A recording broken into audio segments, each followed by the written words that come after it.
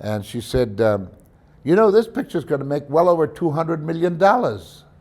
Everybody went, ah, what did she say? And it came true.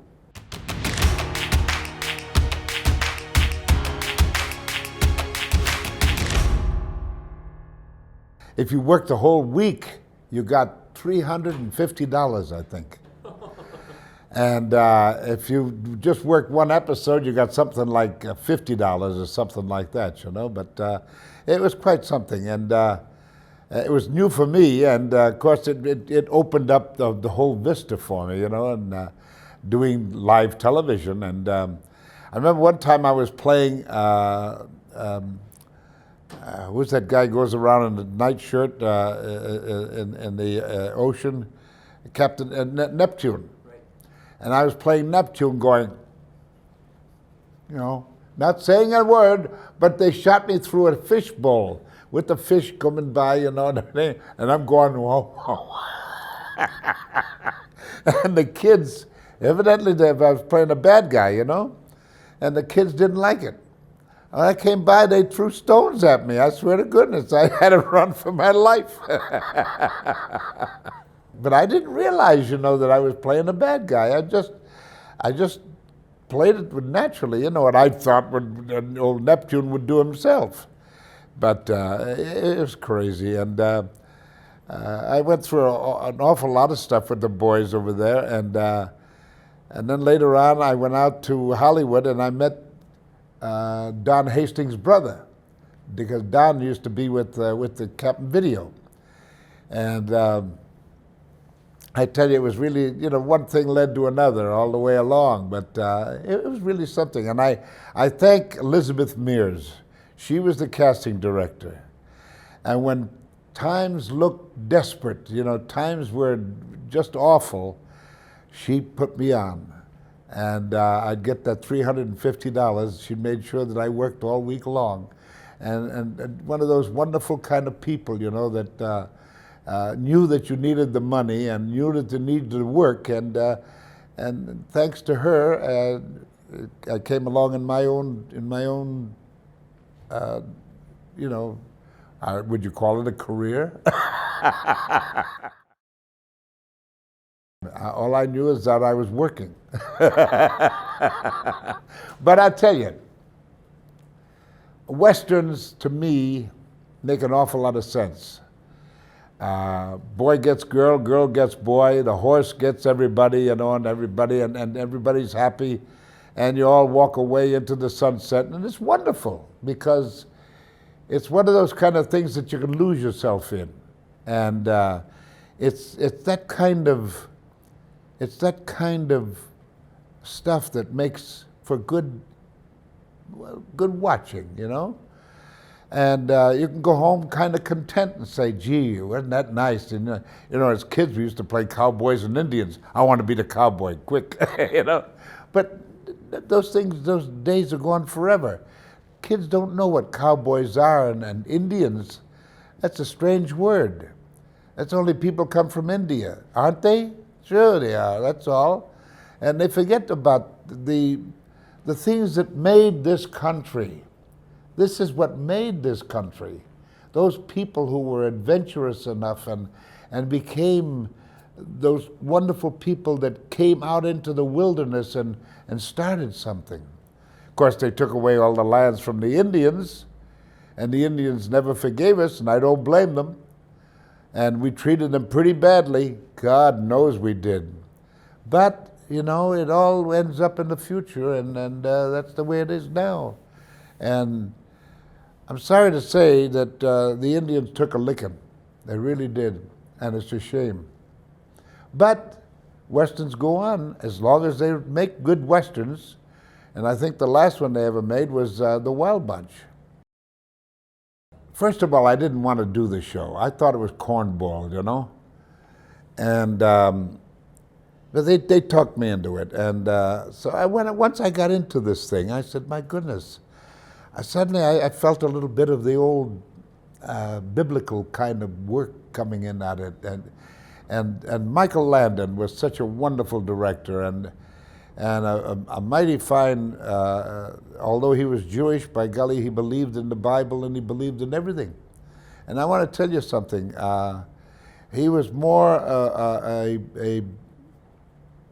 a worshipful kind of man than you would believe. And he gave me an inspiration of let's do this thing right, you know. Let's see what happens.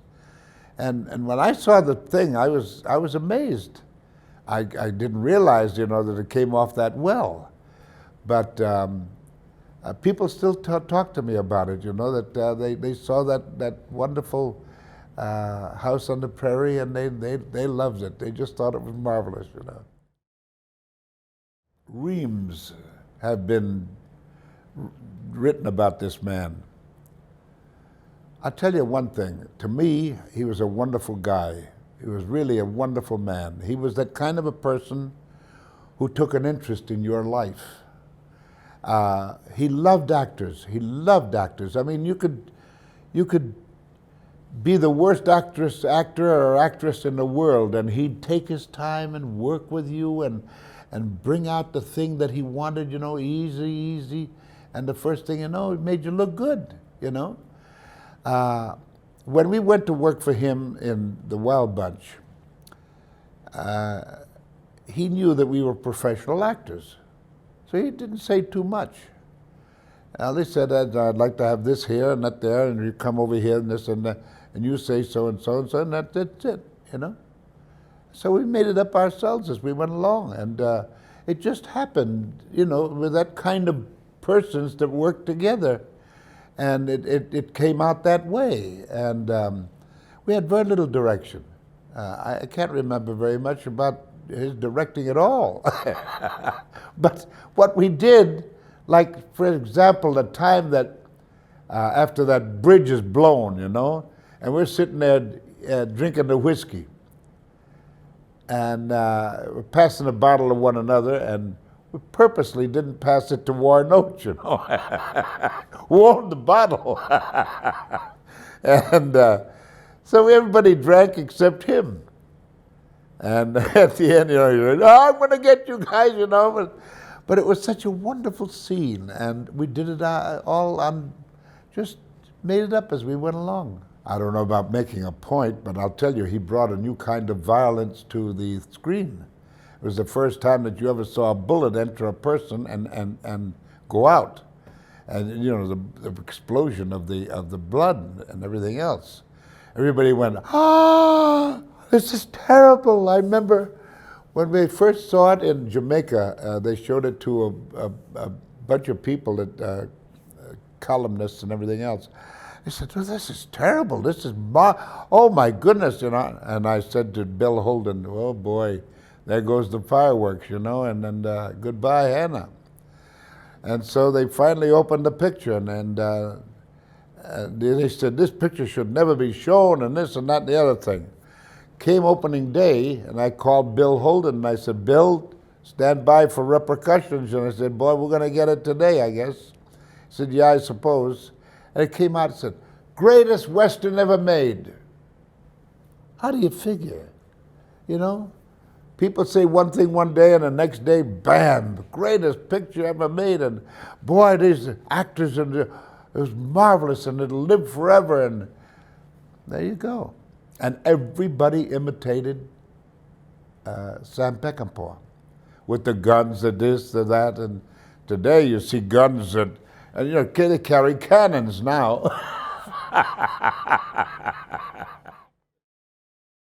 Irwin Allen was the motherly type, and if you walked into his office, you saw the entire picture right on his wall. All made pictures up of it, you know, and everything else before it got started. So he knew exactly what was happening and what was going to happen. And he was quite the producer, I'll tell you. He was just a marvelous man, and he knew his work, and he knew how to do it, and he did it. Well, make a long story short, he put Red Buttons and myself under contract. Now,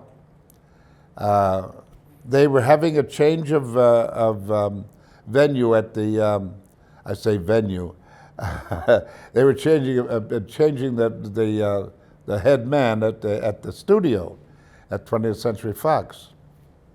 And when Irwin Allen went up to pay his respects to the man, and he said, you know, and I have a couple of $1 million already into this thing, and we're going to make this picture. He said, no, we're not going to make the picture. You what? I said, no, we're not going to make that picture. He said, you know, your broom sweeps clean, and he wanted his own thing started. But sir, he said, I'm sorry. Finally, he went back to his office, and he was crying. He said, my goodness, what am I going to do? I got all my money tied up in this thing, and what am I going to do? And then the director said, did you have a bottle of whiskey? I said, yes, I got a bottle. He said, let's have a shot before we go back to see him. So they fortified themselves and went back to see this man. And they finally talked him into it. He said, okay, he says, you have $6 million on my table in the morning. He says, we'll make the picture. You know, tongue in cheek the whole bit, because he figured, what the heck? What have I got here? Nothing. So anyway, pardon me. So he went ahead and made the picture. And the picture became the greatest, biggest, you know, picture you could imagine for that time. And my wife, I spoke up one time when she heard us talking, you know, and at this place in Chasen's, and she said, you know, this picture's going to make well over $200 million. Everybody went, ah, what did she say? And it came true. And as far as having the right things at the right place, he had it. And before he even touched one thing about that water coming in, you know, when everything is swept away, and we make our escape up through that great big Christmas tree, he wanted to make sure, absolutely sure, that everyone knew their position, everyone knew what they were going to do, and before he even opened up one leacock up there, you know, one thing, and let that water in. And it was the most amazing thing. And I told him later, I said, when I saw that ship go over, you know, starting over, and I said, and I remember being on board ship one time in the Navy, and we went over 52 degrees, believe it or not. We actually took water and came, and the only thing that saved us, we had a big keel. It had been a sailing vessel, and we took, and the water hit that keel, and we came back up again, and I was thanking God. Believe me, I became a good Christian that day. Oh boy. You never know anything at all. All you do is you read the script. If you like it, hey man, this looks good, you know? And I'm glad they were doing it. Little did I realize that they wanted to do only half of the picture and then shelve it because they wanted to take their tax loss. Can you imagine? Well, the tax man said, no, wait a minute, you can't do that. The government just passed a law, thank goodness for the government once, that you've got to make the picture one time, show it one time, and then, okay, you can go ahead and take your loss. So they said, okay, you know, and I only made, what, $5,000 on the picture. Everybody thinks you make $1 million, you know? No such thing. We shot the whole picture in 14 days, and bam, bam, bam, it was done. And I remember I was leaving the set of a picture I was making with Spencer Tracy. What the devil was it? I've forgotten now. Anyway, and he says, hey, where you going? He said, if anybody leaves early, he said, it's me, I'm the star here, you know, kidding. And And I said, well, I've got to go down and read. He said, read? You don't read anymore. He says, you're a star. You don't read. I said, out of your mouth to God's ears. You wanted to know what I was going to read. And I told him, I said, gee, it sounds good. Yeah, don't worry about it. He says, you'll get it. Well, I went down and I started reading for the boys, Delbert Mann and Patty Chayefsky. And instantly Patty said, wait a minute, wait a minute. I said, sir, what's the matter? He says, you got a Western twang here. I'd forgotten all about my first 6 lessons in acting, you know. I said, oh, just a minute. I threw off my boots and my hat and everything else and turned around a couple of times and said, okay, we're ready. And so we started in. And he was reading all the other parts, you know, and my mother and everything else, and I was reading Marty.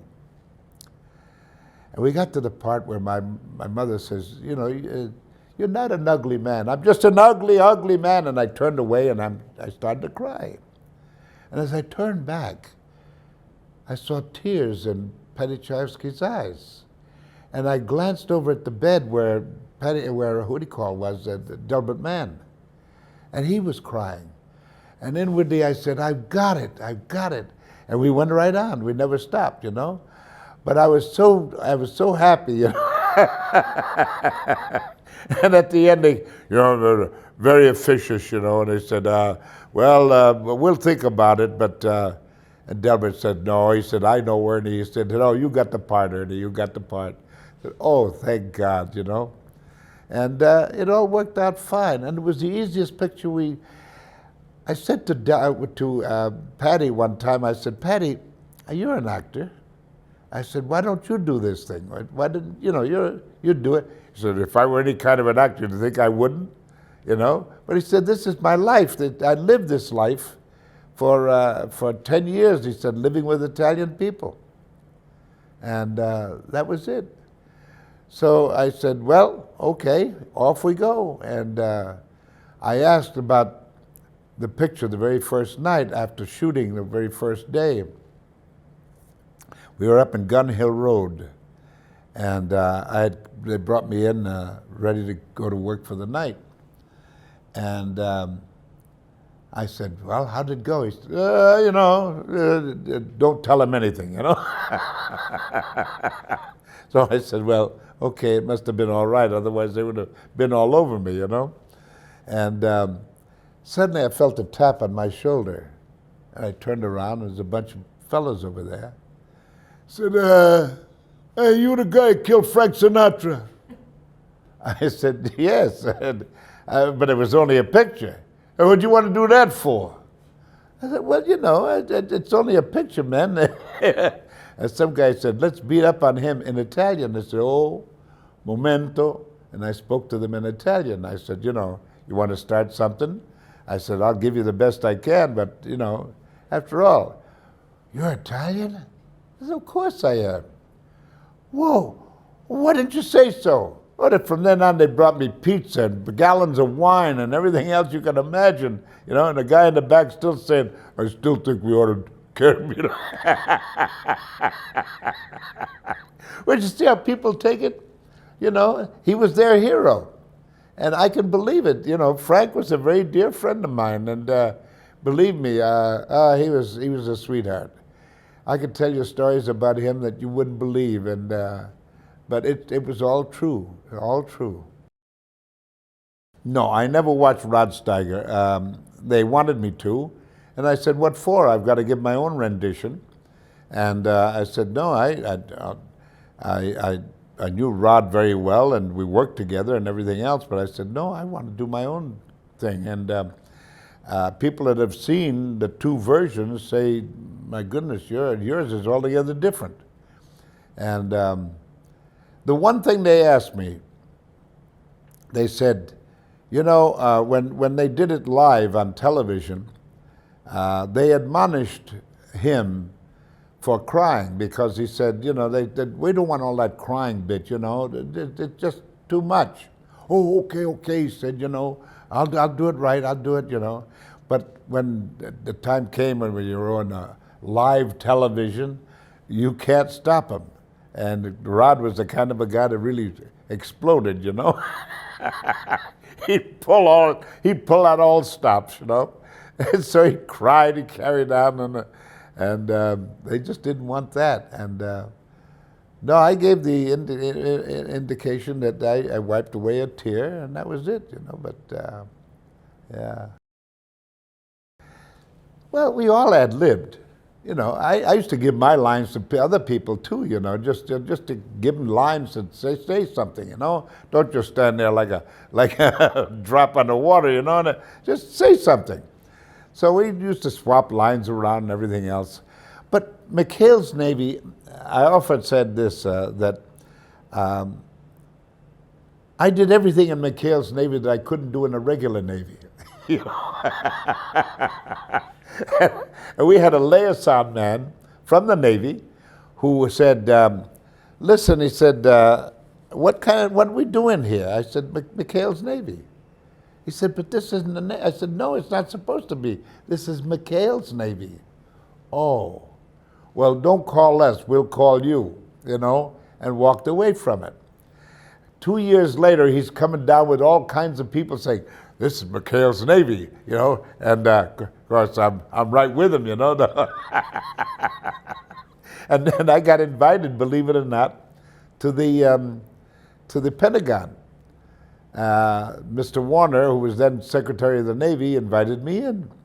And I said, sir, I said, this is very nice, and then, you know, we're having nice lunch and everything. I said, but why? He said, you're the greatest recruiter we've ever had. And you know something? I went back to Rhode Island this year, and I think it was about 74 years ago that I went through the boot camp. And then it was, you know, hey, you, come here, you know. You know, and you said, yes, sir. Now it's, oh, Mr. Borgnine, would you mind coming here, please? I got a big kick out of it. I often wondered myself. I tell you, I did a piece one time in the Emperor of the North. I used to go home and say to my wife, am I really that bad, honey? Am I really that kind of a person? Where, you know, you say, well, where did this come from? But it was there, you know. Not that I abhorred it. I mean, it was good for the picture, but did it really come from me inside? You know, I'm not that kind of a person. And it really took a lot of people aback, and they said, you really want to see a bad guy, you want to see that Emperor of the North. But I've often figured this, and I said it laughingly, of course, it's better to beat up on your fellow actors than go home and beat your wife.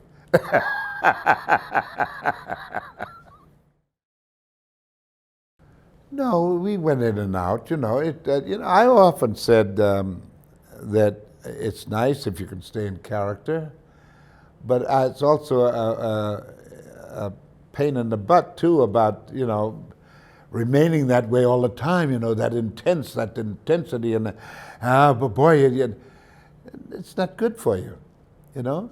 That's where you get back into regular everyday living, and then when you can come back and start in again, doing what you did, you're an actor, and it's that easy for me. I've often felt that people carry it home, and you know, it's a shame, really, because, you know, to become the officious, oh, this and that, and leave it there, leave it in front of the camera. That's better. That's what counts. This is where it pays off, and that's why you're called actors. And you don't take it home, and you do your work on the stage or in front of a camera, and that was it. It's that simple for me. I remember in the fight that I had with Spencer Tracy, and Bad Day at Black Rock was the one I was called, and he had one arm, and I'm going to beat him up with one arm? I said, what, are you crazy? And I said, director, I said, what are you going to do? He said, well, what would you have in mind? I said, well, you ever heard of, karate and all that? And he said, work it out with the stunt man. I said, okay. So I worked it out with him, and boom, bam, bim. And I remember I had a thing of rubber full of blood in my hand. And, well, I thought at the very beginning, they're going to have another fella do it, He said, no. He said, we're going to come right up close on you. And he said, Sturgis, John Sturgis, we're going to come right up close on you and don't worry. I said, but no. He said, you'll be fine. I said, okay. So I went ahead and did my own stunt. I'll never forget where he chops me in the back of the head, and the head went down, and then his knee came up, and it was this close to my nose, and it was perfect. You couldn't, make it any better. But we knew exactly what we were doing, and I could see it, And when I went back, I went back like this and hit my nose and dropped the rubber, and the whole blood spurted out. And Spencer Tracy, who didn't do the part, he was playing the other guy, who was hitting me, and he was off stage, and he wouldn't do it because of the fact that one time he threw a punch at Clark Gable. And Clark was zigging when he should have been zagging, and boom, it hit him right in the mouth, knocked his teeth out. Anyway, so this, bam, and I heard him say, oh my God, they've killed him, And I went right on ahead with the thing, and when he hit me in the back, and then I hit that screen door. Now, during the course of events, while we were working on it, I was hitting the screen door with my arm, and the screen door would fly open, and I'd fall out. And when I hit that screen door this time, somebody had locked the door. And I saw that, I could still see it to my mind's eye, the screws flying right out of the wood. Wham, bam, and I think they found this thing all over my back and everything, and I said, oh my God, what happened, It wasn't supposed to happen, but it was perfect. And then I said, well, I played it to a fare thee while I became a ham, and I said, well, I feel pretty good, and I took it easy coming back, and I went in, and now I'm going to throw that last punch, and then he takes me and flipped me around. Okay, and we did that, and that's it. And that son of a gun, that Lee Marvin, every time I do something, he was go. It's giving me that business, to just kind of put the knife in a little bit. And one time I got him good though on another picture, and that's another story. But it was one of those things that happened, and it's crazy. But hey, this is what happens in real life, also, as well as when you're making a picture.